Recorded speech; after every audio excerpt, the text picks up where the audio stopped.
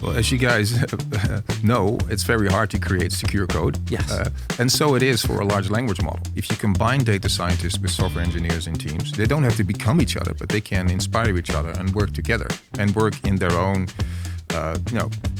way of working, but learn from each other and keep an eye on each other. Don't be too intimidated. Just see AI as software. Start there, extend existing best practices that you already know about into AI.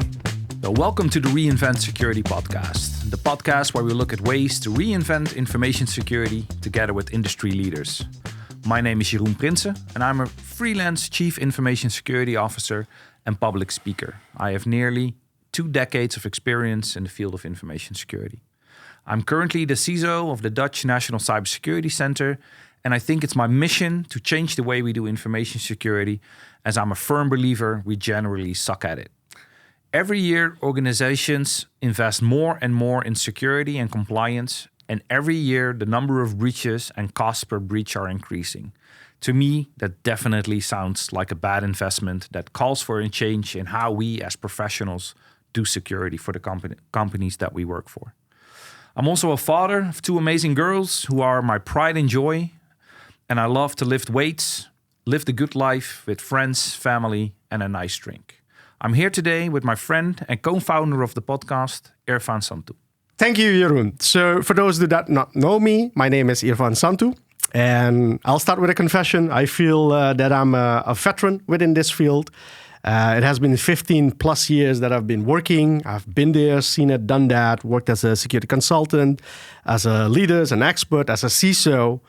And what is very astonishing to me is that I still today see a lot of organization and professionals working in the field, doing security in a way, executing security in a way, which has been proven that it doesn't work. It's not fit for purpose anymore.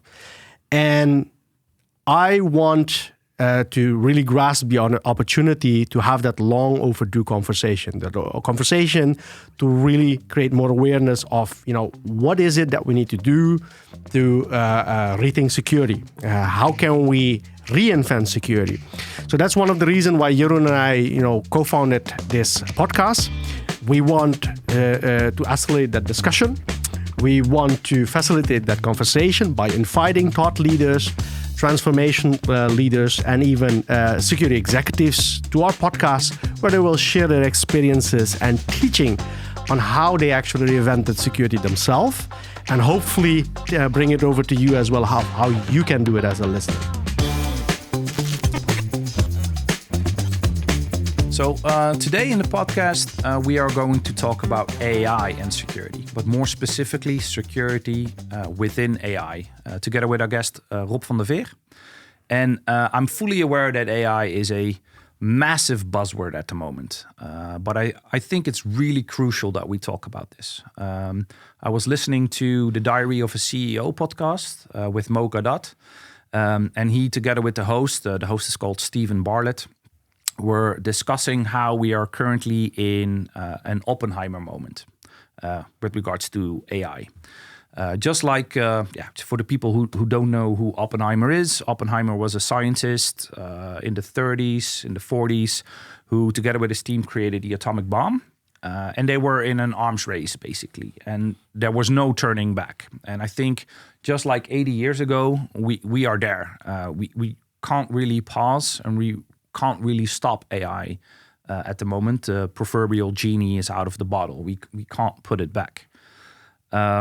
If we don't build AI, I think someone else will. And in my experience, regulation, if you want to regulate AI, is probably going to be far too slow or ineffective, because I think it's really hard to regulate something that is 1 billion times smarter than you. It's really hard to do so. And Mo Gadat, in his book, he wrote a book called Scary Smart, also talks about this as being the first inevitable, where AI is going to happen no matter what we are going to do about it. And I think it's really necessary that we as a professional can understand how we can contribute in the organizations that we work for to a more secure and privacy-preserving AI system. And that's why I think Rob van der Veer is such a great first guest. because we can definitely learn a lot from his experience thus far. So welcome, Rob. So happy that you can join us today. Thanks very much. It's an honor and a pleasure to be here, guys. Your first time, so yeah. Cool.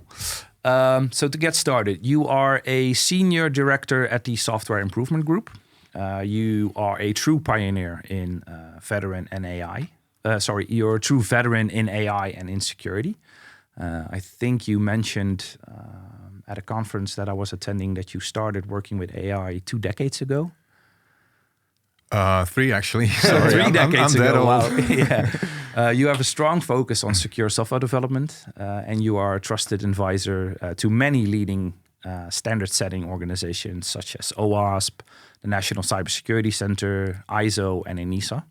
So, just in your own words, tell us a little bit about yourself and what is it that you're currently doing in the field of AI and security. Yeah, so indeed, 3 decades ago, in the beginning of the 90s, I was starting in the AI industry as a software engineer, as a data scientist, as a hacker, as a CTO, as a CEO for many years.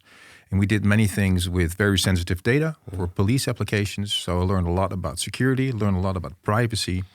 And then I became a consultant. So I stepped out of the software industry and became an advisor. That was 12 years ago. And I joined SIG. And we started helping organizations with making better software. We measure software quality. We advise on it. We look at a lot of systems. And we increasingly saw AI systems. So increasingly, I was concerned with both security, privacy, but also with artificial intelligence. And about 3 years ago, I think, yes, I started representing the Netherlands in an initiative to write a new standard on building AI systems called the 5338. It's an ISO standard. Okay. And this ISO standard, we worked 3 years on it. I actually took the lead in writing it and involved the work from Software Improvement Group, the work from Leiden University, and many, many experts around the world. And now it's finally been released. So around Christmas it was released. So I'm very happy. And about 1.5 years ago, so halfway this work on the 5338, we were studying the security of AI. And we noticed there was very little work done on it. And there was an academic field being involved, but no practical guidance. Mm-hmm. So we started to study this and within the company, and I started an OWASP project called the Security and Privacy Guide. Mm. And it's basically a guidance for any organization to get to know these topics. And I presented on it in Dublin in February previous year, and then joined the ISO 27090 working group, which is the standard on AI security, which is currently being created. 27091 on AI privacy. Mm. And I joined the group that's working on the security standards for the European AI Act. That's part of SENS and ELEC. And that group was working on the task of getting standards together so that when the AI Act comes into effect, 2025, people know what to do. And there was very little material. Mm-hmm. And there was a lot of proliferation, a lot of organizations working on this, really good. But all those organizations, including our own working group, did not have sufficient access to sufficient expertise. It's a multidisciplinary topic, so you need a lot of experts around the table across industries, across disciplines. And we saw that this was missing. And that's when I initiated the OWASP AI Exchange, which is also an OWASP project. And it brings together, in an open source way, all the expertise of people around the world who understand AI security. And that has led to a lot of contributions. And now the AI Exchange is basically the open sourced version of the AI security discussion. I'm very proud of it. And just like I'm proud of the 5338. And it has led to being used for this work for the European AI Act now. It's serving as a basis for it. And we're reaching out to all those other organizations, including NIST and MITRE, to make sure that we align and use the same terminology. So we sort of want to bridge all those different initiatives to prevent what happened for security, which is a lot of different standards in different industries. We're trying to be, to prevent that in an early stage. So that's sort of my personal mission. Yeah. Awesome. Nice. So making a huge impact in this field. I hope so. And preventing to make the same mistakes, right? Because that's Yeah. one of the challenges we see within information security. We have so many standard-setting organizations now that we get so many standards out. So I really love what you're saying as well, Rob, that you're trying to prevent that happening with your mission of creating standards for securing AI as well. Yeah, I want to add to that I don't want to diss these initiatives. I mean, we need them. So the first part of my mission, I'm talking 6-8 years ago, I was reaching out to those organizations saying, stop working in a silo, start collaborating. Yeah. But psychologically and commercially and politically, that's not possible. No. So I was wrong thinking that could happen. So instead of that, I said, well, let's create a bridge. Let's do more knowledge exchange because there's great work being done. Let's align and let's share. I think that's the solution. Yeah, great principle. especially the knowledge sharing, the aligning is I think truly what is needed, because I see a lot of security professionals, including myself, struggling with this topic for the organizations that they're working with. Right, there are no real clear regulations, no real clear guidelines on how to approach such a thing. So I would really like to touch upon that later in this podcast, but just to get started, from the beginning. Can you explain, in simple terms, what is AI and why is it relevant for security? Right. So AI has a very simple definition. I think the most current definition is that it is a system that an AI system is a system that contains an AI model, and an AI model is making a decision or a prediction or generates content. That's it. So it can be a rule-based something. It can even be a procedural something. It's doing a specific task that serves a certain purpose. But the most dominant implementation of it is machine learning nowadays, right? So we see a lot of implementations of models that have learned how to recognize a face or an expression or a traffic sign, for example, or decide whether somebody should get a loan or not, based on a lot of examples. So that's the dominant implementation of AI nowadays. And you asked for what it means to security. Yeah. It has different points of overlap, of course.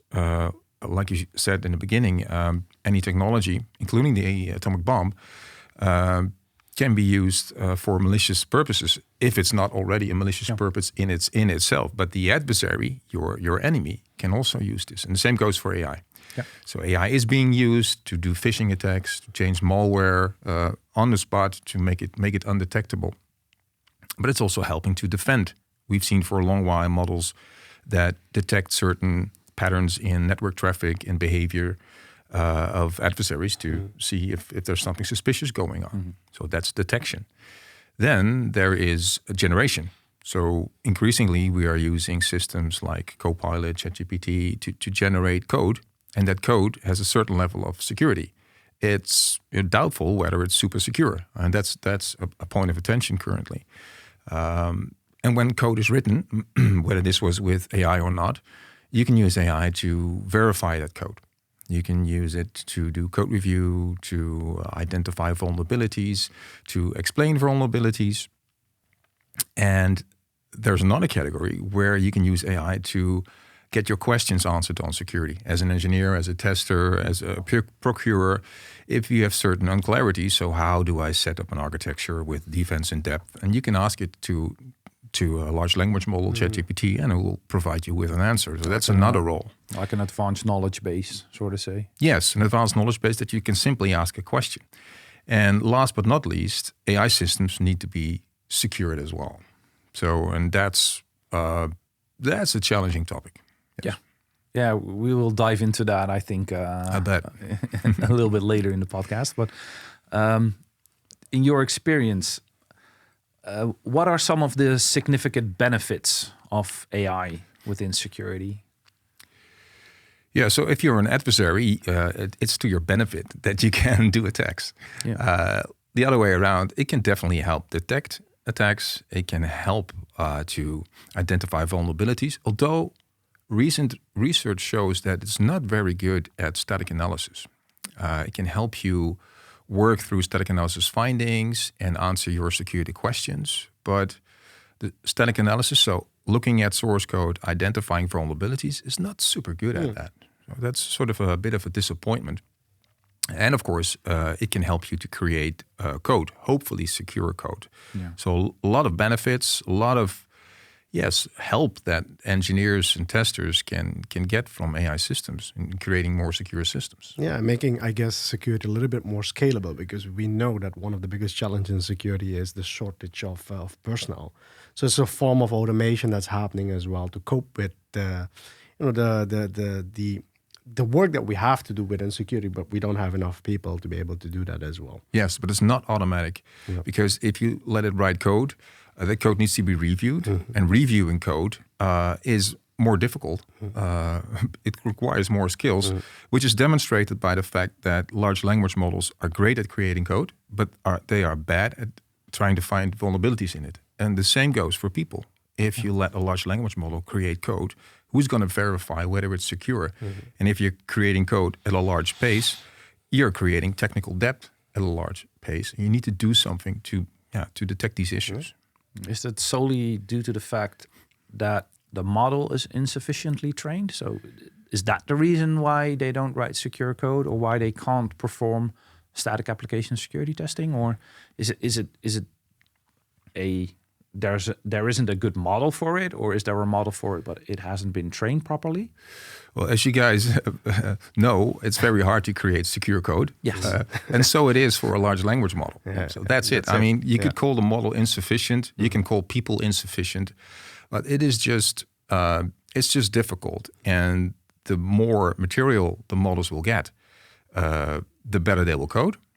But there's a limit to it. You think, and that is being echoed by a lot of people in the field, that just large language models using generative AI is not sufficient as an approach to create secure and trustworthy code. You need a sort of a hybrid approach where you also use symbolic reasoning, and that's a very interesting research area nowadays. That will help create better code. Sort of tagging security as a dimension, as a metric in training can also help. That's also an interesting research area where you can ask a large language model to produce more secure code, because it has learned the difference between insecure and unsecure. But you will have to sacrifice some of the other qualities, because there are, as you might guess, less examples of very secure code. Great insights. Great insights. Yeah, definitely. On the application of AI and security. Yeah, I think so. So as we sort of determined, I myself am somewhat struggling with AI and the way organizations adopt AI, and my role as a security professional in there. So I think a lot of organizations are currently designing, creating, testing, procuring services and systems that are AI powered or solely AI. And like I said, I see a lot of security professionals struggling with that, because there is no real clear guidance, what they need to do and what they need to look for when their organization decides to adopt AI. Could you explain, at least to me, what do I need to do or to help my organization in its journey as a security professional? How would you approach this? Yeah, good question. So it starts with, I guess, making clear that it is important. That's what you do when you start an organization with security anyhow. I mean, show examples of things that can go wrong. The awareness part, yeah. The awareness part. Yeah. Look at make it a boardroom topic. Yeah. The fact that there's a risk there. That's where it starts. And I can relate to your struggle, because I don't have all the answers. I'm struggling myself, right? But what is clear is that first you need that awareness, then you can start the discussion. And then it will be clear that the AI initiatives that are already there are typically not being treated as software initiatives, but they are. And this has to do with the history of data science being predominantly a lab activity, where you get an assignment. Listen, we're doing research, so we need something that works. Go ahead. That's a very different assignment than I need a software system that needs to be transferred to another team and that then needs to run in production, be secure, privacy preserving, be maintainable. You need a lot of controls to make this happen. And that's typically not taking place for data science. No. So it is mostly about, in the beginning, of involving those data science activities in your governance, your software lifecycle, do versioning, documentation, testing. Because we looked at our benchmark at SIG, and we saw that AI systems score really low when it comes to maintainability. They hardly have any test code. In our assignments, when we look at AI systems, we see a lot of documentation missing. So this demonstrates that software engineering with best practices are lacking there. Mm-hmm. And don't get me wrong, data scientists are awesome people doing great work, but they need to work together with software engineers, and they need to be involved in an ISMS, an information management system. They need to be involved in the governance. They need to be involved in a development program and a secure development program. That's where it starts. Mm-hmm. So it's basically the realization that your data engineers are software developers and that they play a role in the security of the data that they are engineering, and that they are responsible for implementing several controls that can't be implemented by the security team or by software developers, but have to be implemented by your data engineering team, right? Yes, and this may come across to data scientists as stifling their innovation, and it is, because, it requires effort, and it requires training. Knowledge, even? Knowledge, yes, but it's also the other way around, because if you, and that's one of the things that I recommend, if you combine data scientists with software engineers in teams, they don't have to become each other, but they can inspire each other and work together and work in their own, way of working, but learn from each other and keep an eye on each other. I think that's a good practice. Also measuring the quality of the work of data scientists, feeding it back to them. And this is not enough, because you also need to explain how to do abstractions, how to create test code. And they will see, and I've seen this happening, once they see the advantage of quality code, they understand that the code they write in the morning will help them in the afternoon, to better understand and to reuse things that they did. And that's just a matter indeed of education. Yeah. So, and what are some of the controls that you would recommend that data engineers implement? So what we see lacking most is code quality. So it's code quality measurement and training. What we see lacking is test code. So it's integrated testing, unit testing, documentation. That's almost always lacking. We've seen some exceptions, but it's really bad if you don't document your experiments, because at some point other people will be working with your AI model, and at some point the model is going stale, doesn't work anymore. They need to make it better, but they don't have any memory of all the things that were tried in the past that didn't work and the things that did work, because there's no documentation. So documentation is super important. Yeah. And I'm not even mentioning security controls like threat modeling and penetration testing, and of course being aware of the technical controls that you need to apply as a security professional, as software engineer, but also as a data engineer. There's a large range of data science controls which are, to the security professional, completely new, that you need to apply to detect evasion attacks, that you need to apply to training by training your model on examples of adversarial attacks, by adding noise to your input data. There are all kinds of tricks that you would normally not apply to make your model just simply accurate, that you need to apply to make sure that an attack is impossible. And that's relatively new for many data scientists as well. Yeah, but I also think for a lot of security professionals, right? If you really have to think on I think you, as a security professional, you really also need to understand how data engineering works, what they do. I mean, you don't have to do it yourself, but at least you have to, go on a little internship, or at least ask them, what are you doing on a day-to-day basis? Because you were mentioning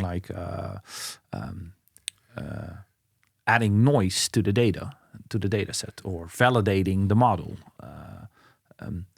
This is pretty new for For our security folks. for like For our security security folks, professionals, yeah, right? It's not like at OWASP we have been struggling for now I think more over a decade now to tell security professionals that they need to do input and output validation. Right? Still, a lot of security professionals don't really understand and how to do this. And now data engineering is the neck, I would say, field where the awareness needs to start, but also the skills needs to grow. Awareness is super important about these types of data science controls and the attacks that they are for. At the same time, I do not recommend the typical security professional to become proficient at all these data science things because it's just too eccentric from their typical expertise. And it's important that they are aware. So when you look at the AI Exchange, we try to explain those data science controls in terms so that everybody can understand and is aware of it, so that the security professional can help the data science colleagues in making this happen. But all the ins and outs of it, the details of it, that's the job of the data scientists. So as a security professional, you need to sort of draw a line in your scope of things that are your sort of primary concerns and things that you need to be aware of to help others with, but let others do it. Absolutely.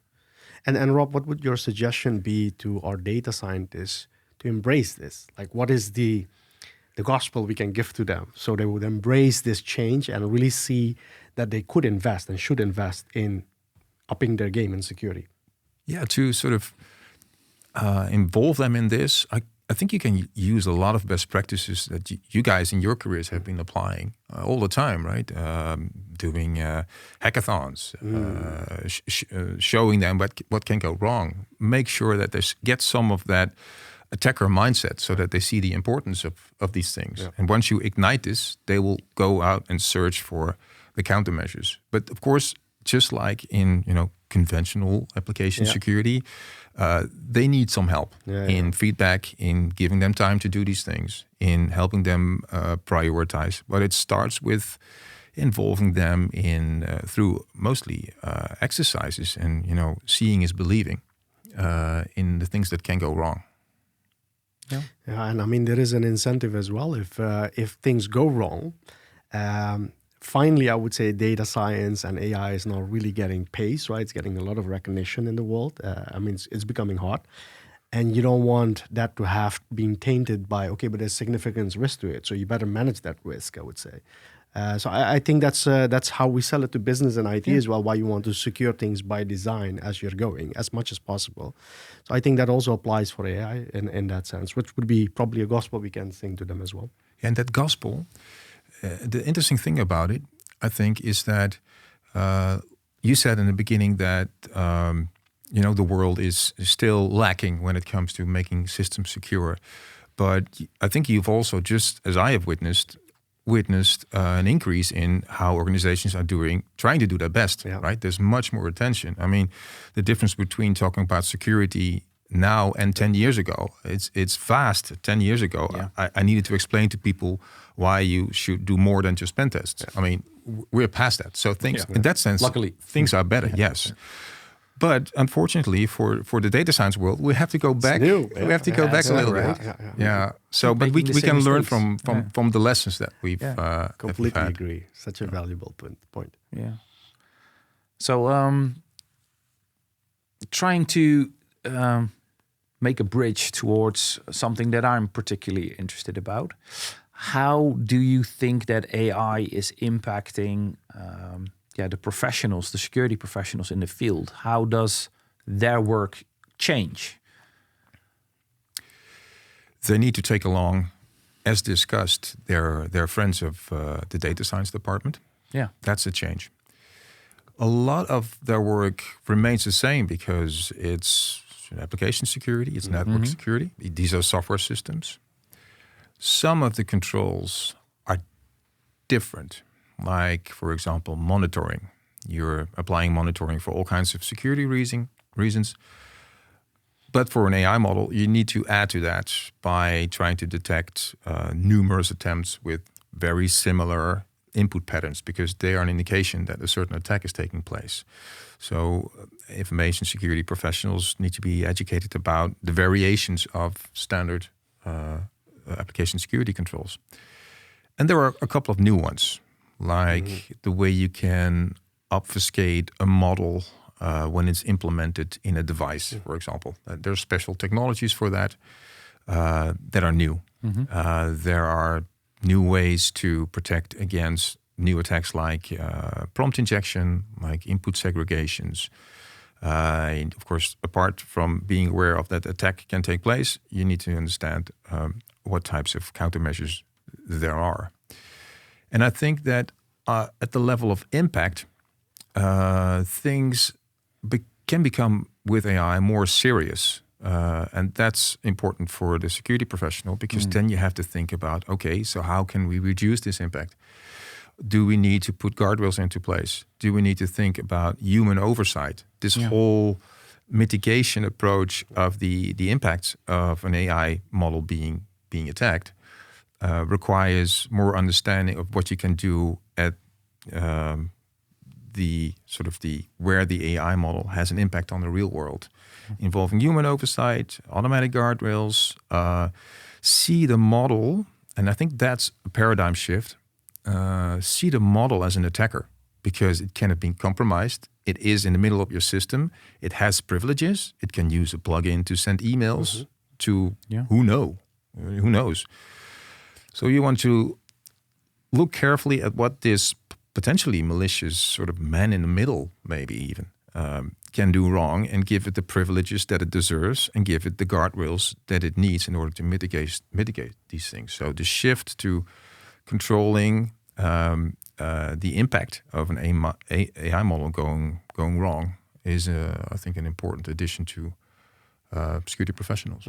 Yeah, and at some point, this AI model will also have like its own like intelligence, right? At least that's how I understand it. At some point, AI models also have the freedom, for example, to create new capabilities or create new code themselves that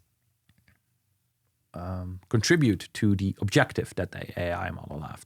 To give you an example, I was preparing this podcast and I saw like a case where Amazon had a AI model that predicted the next character in a customer review. So just the next character, like C, B, R, E, whatever.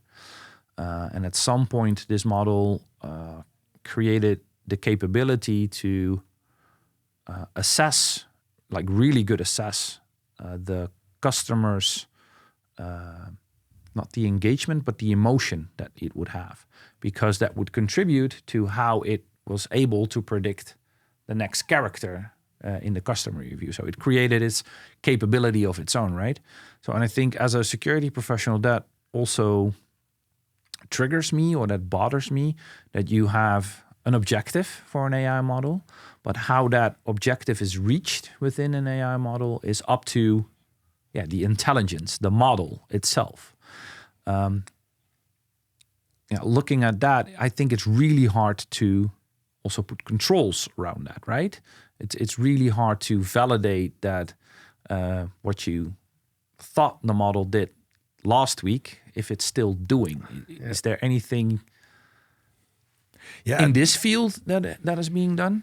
So what you're talking about are emerging properties? Yeah, emerging right? properties, yes. And we saw the same thing with OpenCRE chat. So I started with a couple of people this initiative called OpenCRE, which is sort of a digital bridge between security standards and guidelines. And it has a large language model as well, because everybody needs AI, right? Yeah. We also. Yeah, everybody needs AI, yeah. And it allows people to get security questions answered.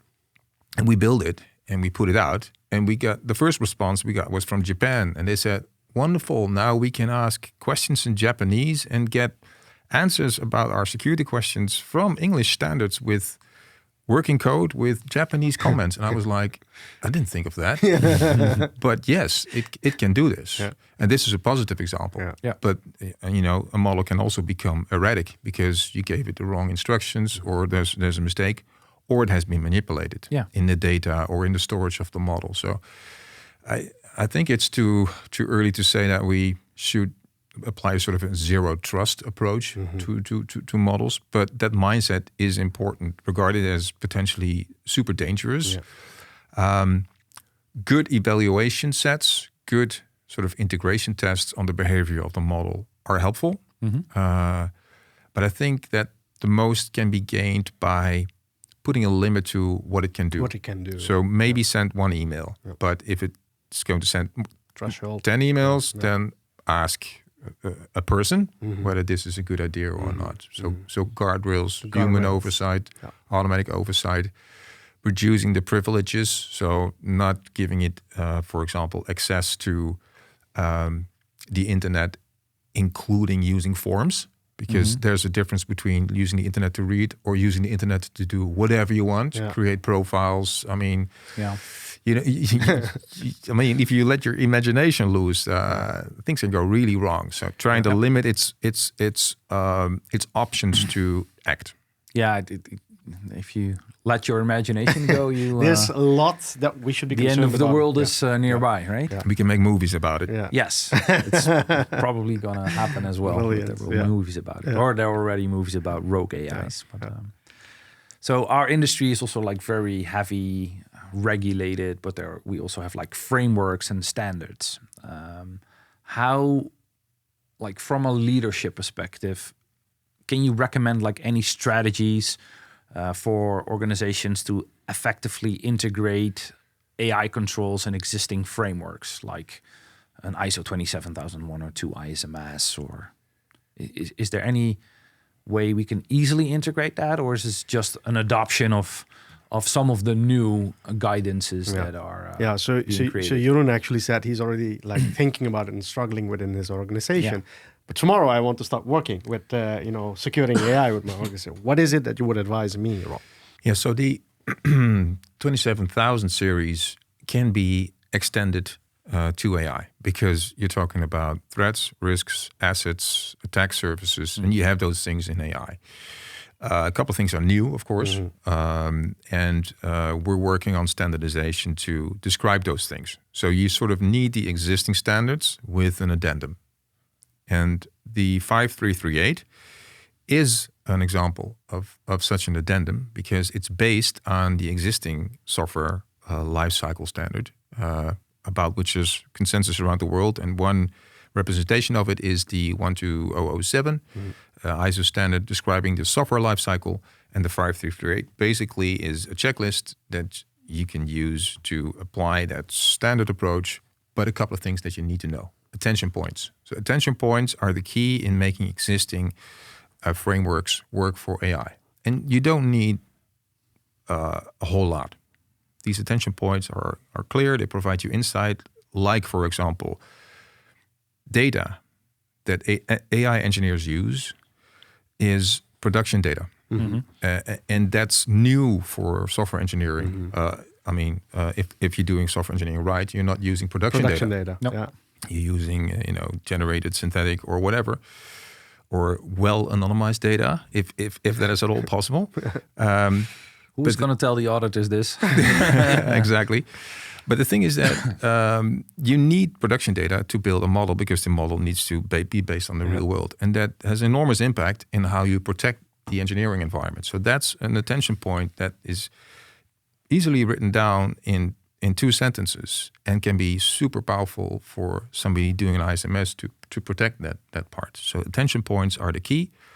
There are, of course, new approaches, new frameworks like the 42001, which is an AI governance standard, an ISO IC standard, very helpful in helping organizations how to make an inventory of AI systems, how to do the risk analysis, and how to do basically ISMS, but do it for AI applications in general.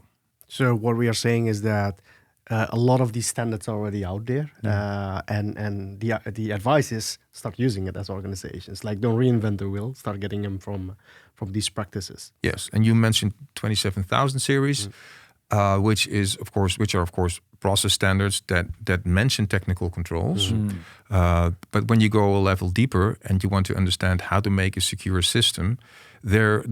As you know, a lot of resources about this. There's the OWASP ASVS, there's common criteria, but there's not yet a good standard to do a sort of a conformity assessment or when a system is secure. I mean, there's the common criteria and it works, but there's a group of organizations use it for some use cases, but we haven't yet settled on a great way to easily assess the security of a system, which would include dynamic test and static test and the whole, and the processes that assessing those that led to the system. It's still a challenge. And now we need to solve that problem for conventional applications because we're focusing on AI systems that are also applications. So there's a whole drive, a pressure now to create a standard for testing the security of a system in general, because there's such a big need now for testing the security of an AI system. So we have to speed that whole discussion up. And that's the big challenge that we're facing right now. And I don't have the answer yet, unfortunately. It's a hook probably for a next invite or something like that. Yeah, probably. So there's still one question that is really on my mind before I like to wrap it up.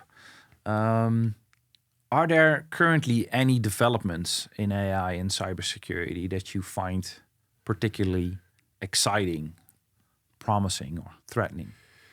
Yeah, so if you think to the future, and people would ask me, so where is this going to? I think the best way to answer that is we don't know. Because if you settle for a certain scenario, you'll make assumptions that are probably going to be false. So if you look more in the short term, to your question, right? What are the developments currently that are very interesting? I find interesting creation of secure code using LLMs. So what are the possibilities there? Trying to make LLMs better at detecting vulnerabilities and integrating large language models in the engineering environment, explaining code, providing recommendations on what things to consider to fix things, prioritizing security findings. So those applications for engineers, the developments there are fantastic. I mean, we're making new innovations every day. We're doing those innovations ourselves and being amazed what is possible. And I think that there's a security issue there, ironically, where if you send your code to a large language model, it might be very sensitive code. So what are the solutions that the big tech is providing us to do that in a secure way? The developments there, the things that you see within Azure. I mean, people get a hardened API. It is a private instance, but the API still communicates with a large language model that's in the public cloud. So where do we draw the line there? That discussion is still ongoing. And what solutions will we finally sort of need to accept as a way to use such an enormous model, because those provide the best answers in a way that is acceptable from a security standpoint for most use cases. Those are interesting developments. Nice, thank you. Thank you so much for your truly valuable insights, at least for me, into security and AI, and more specifically security in AI, and not so much security and AI. We've mentioned, I think, a couple of resources during the podcasts, like OpenCRE, the OWASP AI Exchange. I mentioned a book of Mocha that's Scary Smart. We will list them out in the show notes for the people so that they can read them, look them up. I really want to close this session, but not before you share at least one thing that I should do differently tomorrow, to stay ahead of security and AI, or AI insecurity. Don't be too intimidated. Just see AI as software. Start there, extend existing best practices that you already know about into AI, and that's a great place to start, and the rest will come by itself. That's a true advice of a veteran. Yeah, it's a great summary. Great summary. Yeah. So once again, Rob, thank you very much. Pleasure. Thanks for being here. Yeah, and thank you so much for the contribution you're bringing to the industry as well, Rob. Definitely. I mean, that's not being said enough, but we know how much time and effort it takes to, give your personal time and, the time that you have with all the responsibilities that you have within your own company to still be able to contribute this much to the community. It's amazing. Yeah, definitely. It's likewise. It's likewise.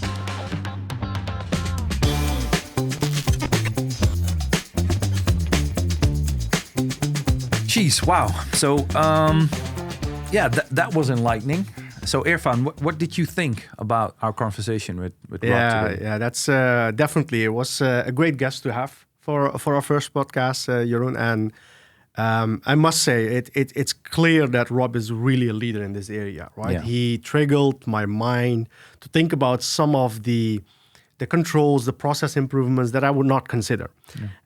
And what I really loved, what really stood with me during the podcast and even after, is it's our data scientists or data engineers that are building AI models for the organization.